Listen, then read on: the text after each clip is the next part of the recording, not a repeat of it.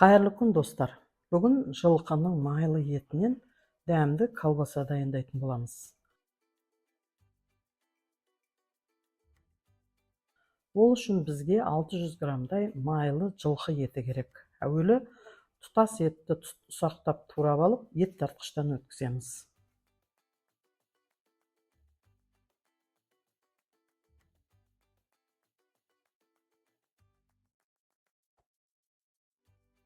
Майы мен етін араластырып аламыз.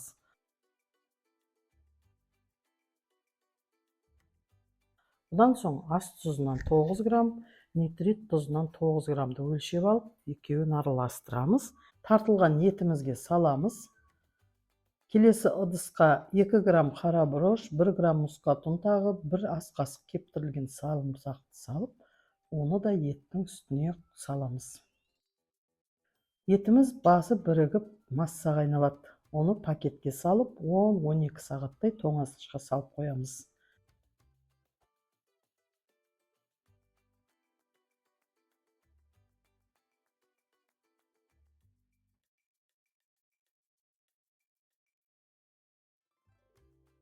Тоңазытқыштан шығарған соң тағы да 2 сағаттай қоямыз.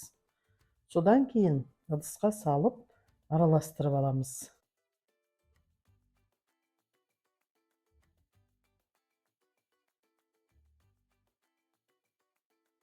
Арнайы құрылғымен немесе ет тартқышта етті жылқының немесе сиырдың шегіне, болмаса жасанды шектің ішіне саламыз.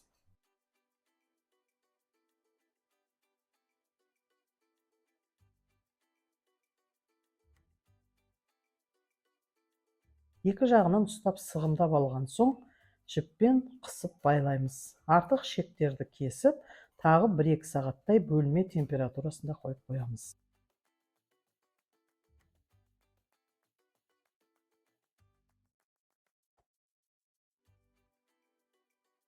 Содан соң духовканың сеткасына салып, 100 градуста жарты сағаттай пісіреміз.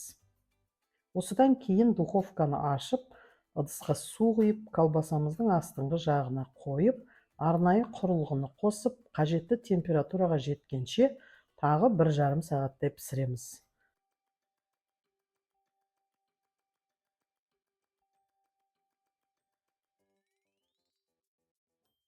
Духовкадан колбасамызды алып, 3-4 сағаттай толық салқындағанша қоямыз.